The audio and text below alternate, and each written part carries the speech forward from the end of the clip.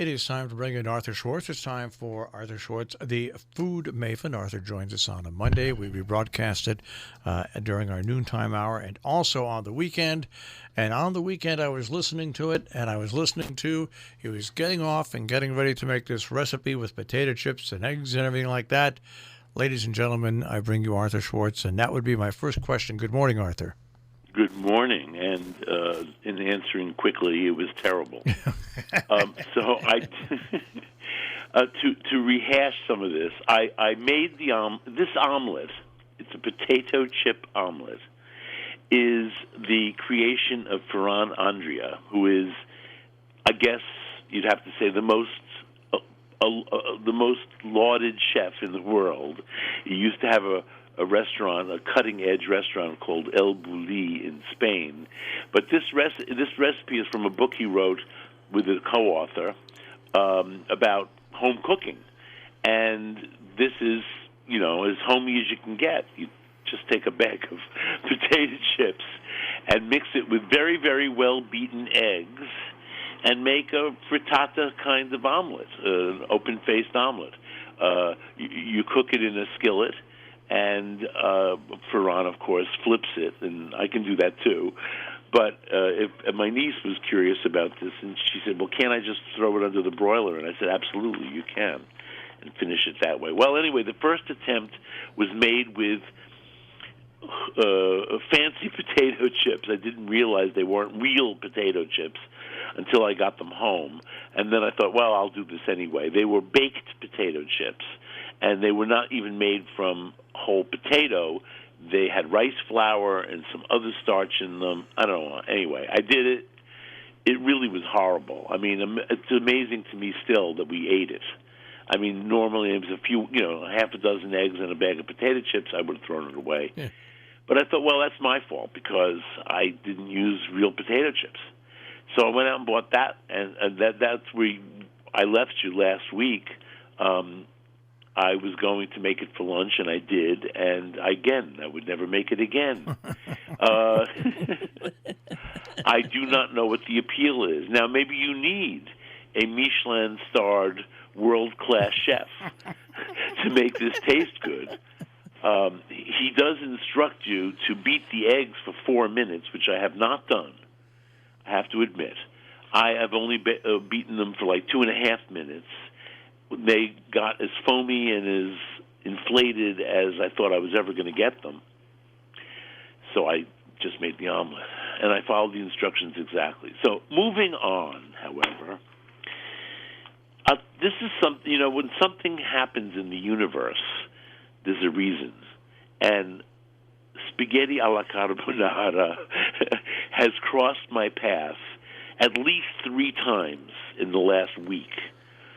Then I'm talking to my friends via Skype in Rome, and carbonara is a Roman dish.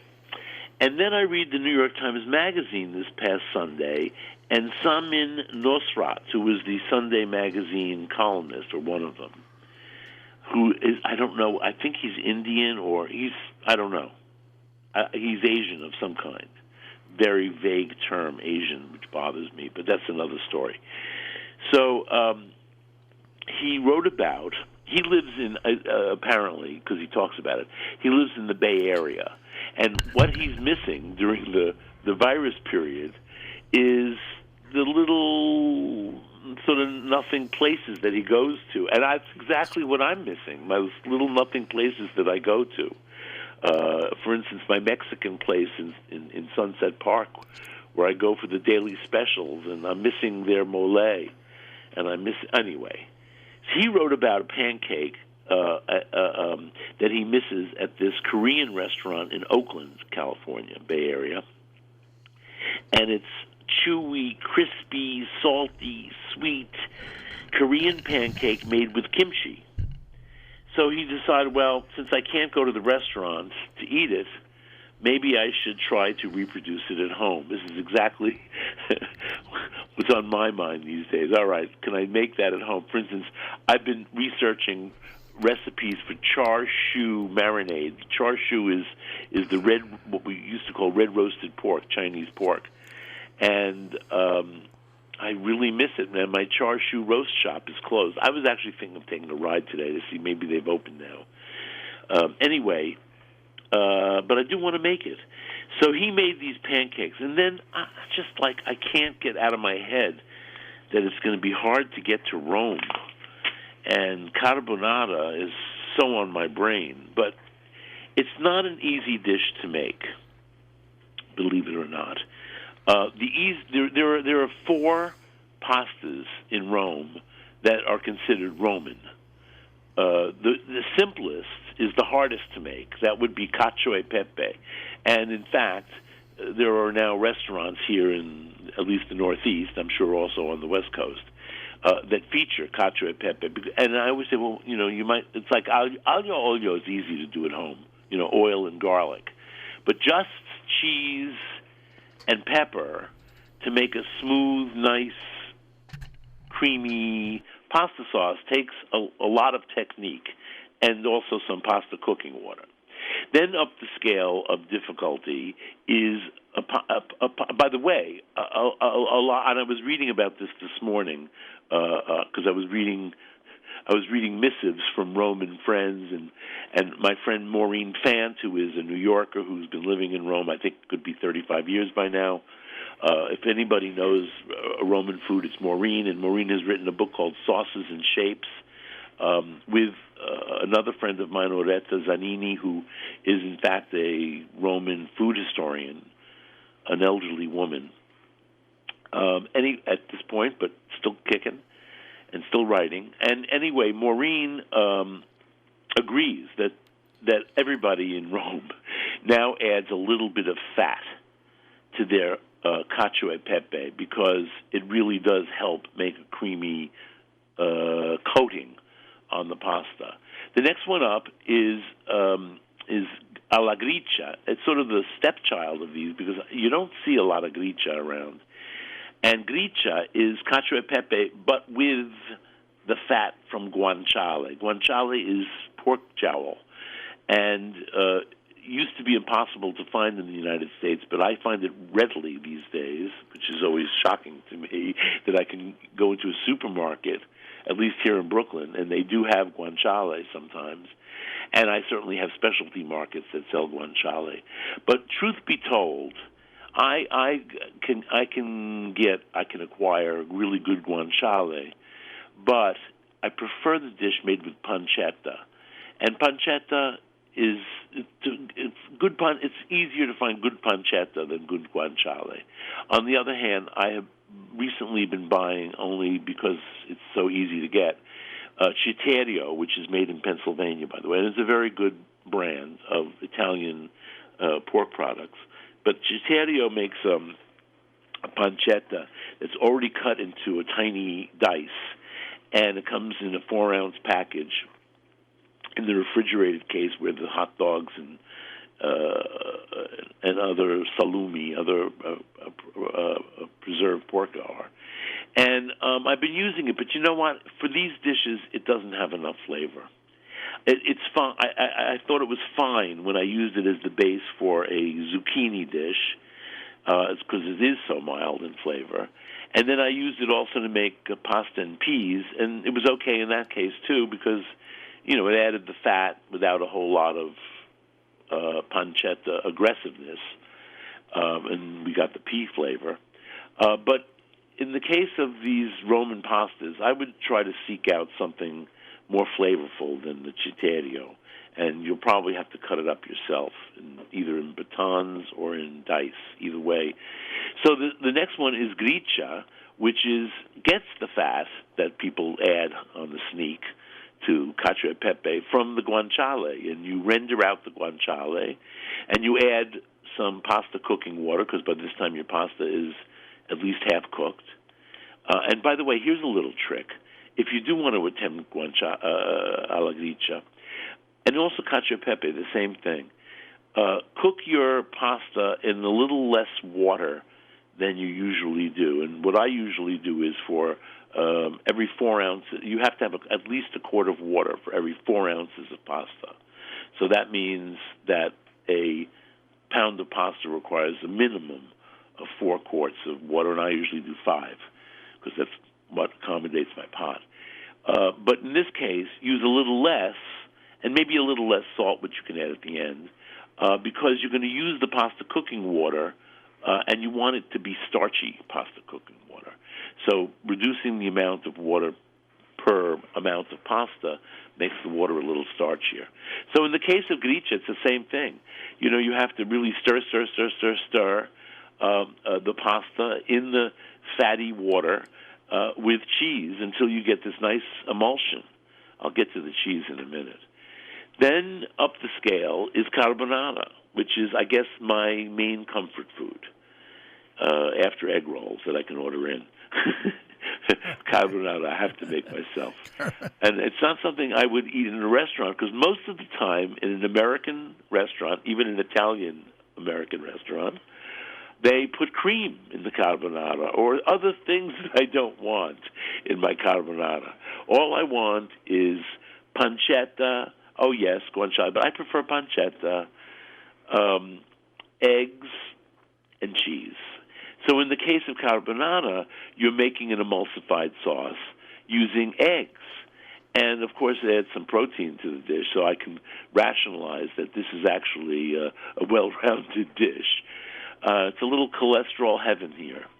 So carbonara, you render out your pancetta or guanciale, cut into either little, thin batons or dice.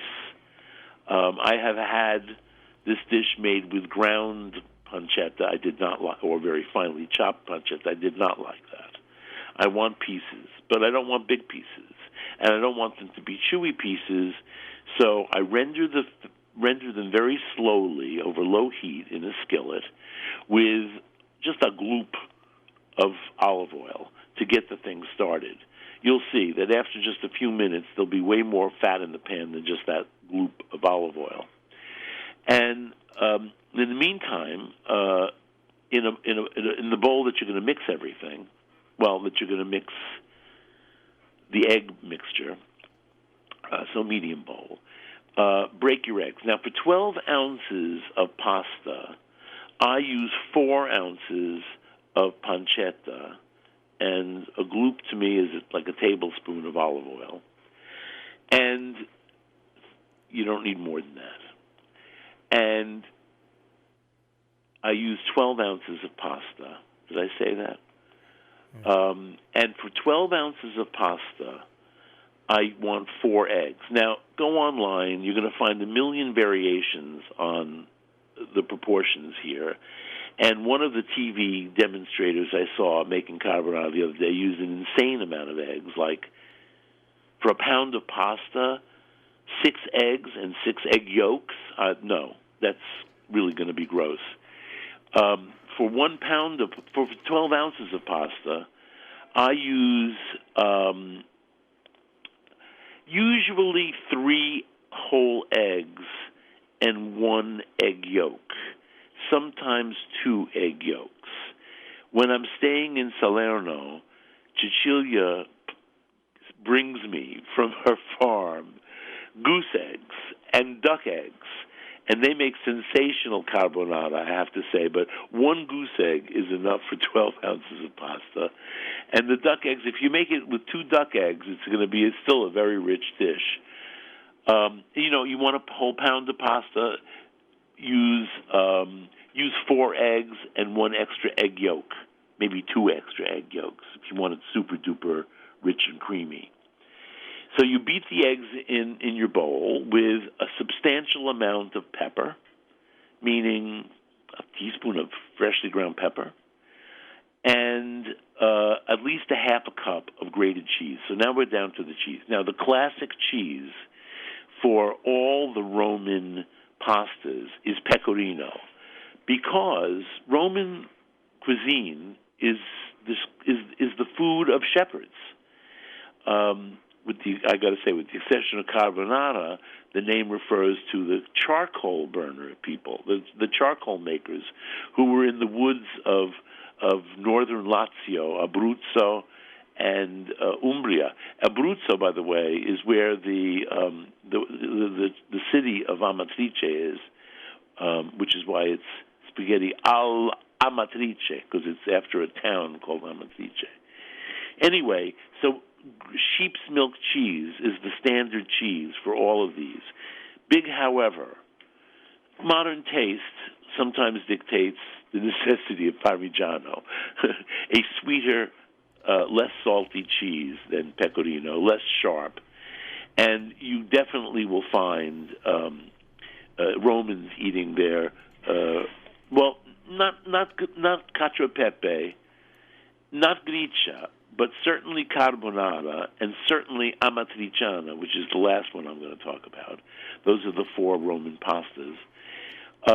The standard pasta for carbonara is spaghetti, but you will also see tubular pastas like penne alla carbonara. I don't have no objection, but I really do love spaghetti anyway, and so I'm happy with spaghetti. Not linguine, not bucatini, not thin spaghetti, normal spaghetti alla carbonara. So now you have your beaten eggs with pepper and cheese, and in the skillet you have your rendered and pancetta. And I like to render it so that the pancetta really doesn't get like brown and crispy, but it starts to color, and you have lots of fat in the pan. Boil your pasta until it is the way you like it. Al dente really means the way you like it. It doesn't. It really means firm. But I wouldn't go, if you look at a pasta package these days, and some of the companies are doing this now, they'll tell you how many minutes for al dente and how many minutes for classico, or not al dente. And al dente, for me even, who likes very firm pasta, is usually too firm for me. So do it to your taste. Drain the pasta. You don't need any pasta cooking water usually for carbonara, but you could save a little bit just in case. And heat up your fat with the pancetta in the pan. Toss the hot pasta in the hot fat with the pan. Toss it around. And then turn the heat off the pan and pour the eggs and cheese mixture over it all. Or you could add the pasta to the eggs and cheese mixture in the bowl if you're really nervous about curdling the eggs, which you don't want to do. If the pan is really retaining a lot of heat, it could do that.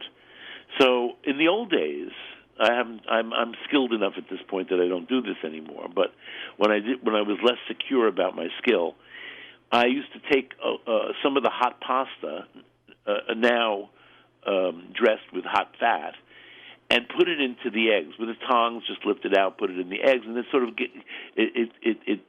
tempers the eggs so that they won't curdle with the sudden introduction of heat.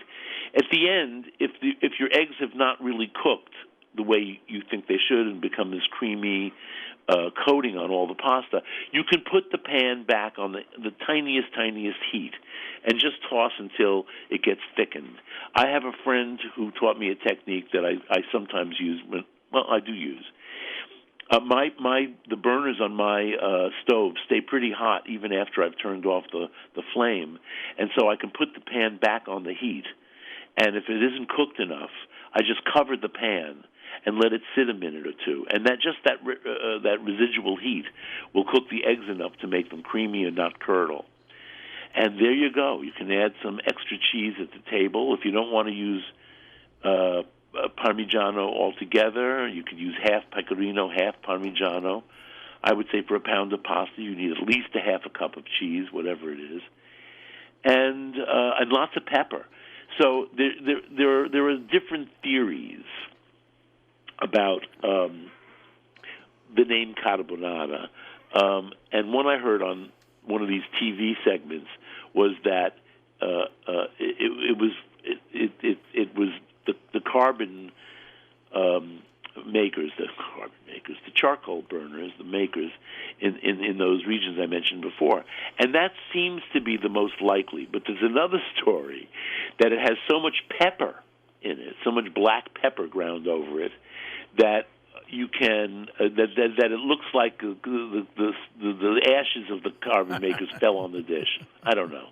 I prefer Whatever it is, it's charming. I prefer the first. I prefer the first one, the first explanation. Yeah, I prefer the first. Well, also it makes more sense, and also since Oretta Zanini is, to me, the number one Roman food historian, and she claims that is the story. That my question to Oretta, I have to see if she's got a Skype or Zoom so I can talk to her in Italy. But I have to ask her, about these eggs. I mean, did the charcoal makers bring chickens with them so that they would have the eggs? Listen, I have no time, and my last one is the one that I make the most often because Mr. Harned likes it the best. Well, he loves carbonara, but I must say the last one, amatriciana, is the easiest because it doesn't require any serious technique like eggs curdling or cheese emulsifying without fat, as in cacio e pepe.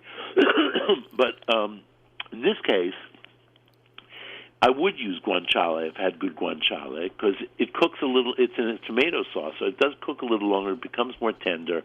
I like it. However, and the fat is different, but a pancetta is perfect. So 4 ounces of this is going to be for. I'm going to tell you, it's more sauce than Bob and I eat at a meal, but then I recycle it. So I make. This is for 1 can of tomatoes, let's say. It's 1 28-ounce can of tomatoes you're going to add. Start out with 4 ounces of diced or batons of pancetta. Render out just the way I described it before with a glop of olive oil or 2. And you'll end up with a pan full of fat. And as soon as the pancetta starts to brown, doesn't get brown, just like you see a tinge here, add a half of an onion finely diced, or 1 tiny onion. Sometimes when I go to the store, I buy onions for different purposes, so I buy some medium onions, and lately the last 20 years, I also buy some tiny onions, because 1 tiny onion is good for an amatriciana. So 1 tiny onion, minced, throw that in the pan, cook it gently, along with continuing with the pancetta.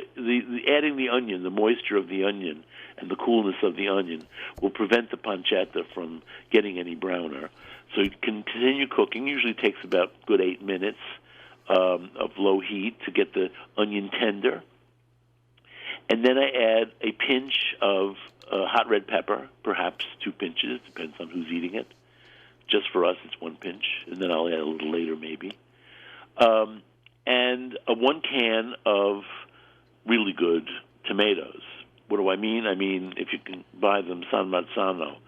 My fancy supermarket around the corner is carrying a brand that I'd never seen before, and I was, of course that makes you skeptical, but they're sensational. And I see, and they're under $4 a can, so I see that even, $4 a can is a good price for a can of San Marzano, authentic San Marzano tomatoes, or the best canned tomato you can buy. So put that in the pan. I put them in whole with the pancetta and grease from the pancetta and oil, fat. And break up the tomatoes with the side of your spoon, and keep breaking them up. You're going to want them to cook into a sauce. I don't use crushed tomatoes. I can't get the quality of tomato in a can of crushed tomatoes the way I can in a can of, real good San Marzano tomatoes. And that's it. You're probably going to need to add some salt, perhaps not any black pepper because you've added some red pepper. Depends. If you don't like red pepper, don't use it. Use black pepper only. And simmer that sauce for 10 or 12 minutes until it really cooks down to a nice... So it's not going to be smooth. It's going to be chunky. And that's it. That's your amatriciana sauce. In this case, it really is a sauce because you've made it separately from the pasta, whereas in the other 3, there is no real sauce. It's the flavorings that you put on it, the condimenti, are incorporated into the pasta itself. In this case, it is a sauce. And that should sauce, a 28-ounce can, will really sauce a whole pound of pasta. So we don't eat a whole pound of pasta. We try to keep it to 3 ounces each. It's only 6 ounces of pasta. And a splurge night will do 4 ounces each, which is 8 ounces of pasta. It's still only a half a pound. So I always end up with a lot, and Bob likes a lot of sauce, but even with putting a lot of sauce on his, I always end up with a nice amount of leftover sauce. And my thing to do with that usually is a couple days later, I refrigerate it, of course, I make pasta and lentils, a recipe I make a lot of, I make a lot of, because it's easy. I always have the ingredients in the house, and I could use a spoon of tomato paste as my tomato product. I can use a couple of plum tomatoes crushed in my hand as the tomato product. I could use some pre-made tomato sauce. But when I add my amatriciana sauce as the tomato product, and I only have to have, for my big pot of lentils, maybe 3/4 of a cup of sauce, it really adds a lot. And so we had that for lunch the other day, pasta and lentils made with amatriciana sauce. All right. Now we got an email here, Arthur. Someone sent me a message. Arthur, Salman Nasrat is a woman. Oh, I didn't know. She writes like a man. That's what the person said. Do we know the ethnicity? I don't know, but I'm obviously that person is listening. So yeah. I'm going to look her up. Yeah. Now that I know the correct pronoun, I'm going to look her up as soon as I get off the air. And no potato chip omelet today. Okay. Samin Nosrat. Yeah. Yeah. Well, they. I must say, I call myself the food maven. I've been called that. That's why I call myself that. But I really feel at a loss these days that I don't know everything at all, because my education is in European and even South American food, but not Asian food, and American food, but not Asian food. And I must say, the young people really appreciate Asian food more than anything, it seems, except for the ones on TV making carbonara. I was glad to see it being done, at least everybody saying, no cream, no prosciutto in carbonara. All right, I'm going to go look her up now, and everybody have a good week. And no more potato chips and no eggs. more. No, do not even bother with the potato chip omelet. Just put it on a piece of bread. It intrigues me. If I ever meet Ferran Andre, I'm going to ask him, could you make me this omelet? Here, I'll go buy a bag of potato chips. Just put it on a piece of bread, put a little mayonnaise, and there you go. No, but it's extreme. It is one of the most popular recipes on the New York Times cooking website. That's because and the reason is, of course, it's intriguing. It intrigued me. Yeah. It's like most of the recipes you see on the Food Network. They're entirely disgusting, but people just go for them. I know. Well, let's not go there all the way, okay? All right. I do love Trisha Yearwood. Yeah. Oh, yeah, no, I have a crush on Trisha Yearwood. I love Guy Fieri, but I want to eat in her house. Guy of course, I'd get to meet Garth Brooks at the same time, so that would be thrilling. I like Guy Fieri, but the food that he produces. Oh, no. Look, I like Guy Fieri too. Yeah. I think he actually has a lot of charm. Yeah.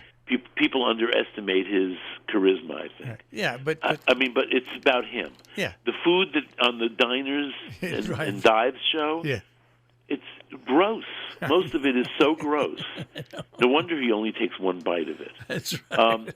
And on the grocery games, which I've watched from time to time, they don't make roast food, but they give them ridiculous challenges, I think. Anyway, it's okay. Yeah. It entertains people. That's right. But Trisha Yearwood, I like her a lot. Her show's good. And I like her food mostly. And the other one is The Pioneer Woman. Yes, I watched that show because I just like that show as well. Yeah, you're right. They're both fun to watch. Well, I like to watch people who really cook. They cook, yeah. Yeah, even if she's making this thing for the first time because her producers came up with it. Yeah. And I'm not saying that's the case. I'm just saying even if. She does cook. You can tell. And she, whatever. Anyway, I like her. All right. I wouldn't make everything she makes, but that's okay. I mean, I like her, and then she does come up with stuff. I said, well, maybe I should look this up online and do it. All right. Well, but now my chief goal today is to make at least 2 of these different. I have all the ingredients here. Do these different char siu marinades, and decide what I'm going to do about that, and then get in the car and go see if they're open. All right. All right, Arthur. Have a great week. All right, you too, Marshall. Take Bye. care. Arthur Schwartz, the Food Maven, here on Robin Hood Radio. Underwriting support for Arthur Schwartz, the Food Maven, John Andrews Restaurant on the Hillsdale Road in South Egremont, 413-528-3467, on the web, jarestaurant.com. Rubiners Cheesemongers and Grocers on Main Street in Great Barrington, 413-528-0488, rubiners.com. Hillsdale Home Chef, more information, 518-325-7000, hgshomechef.com.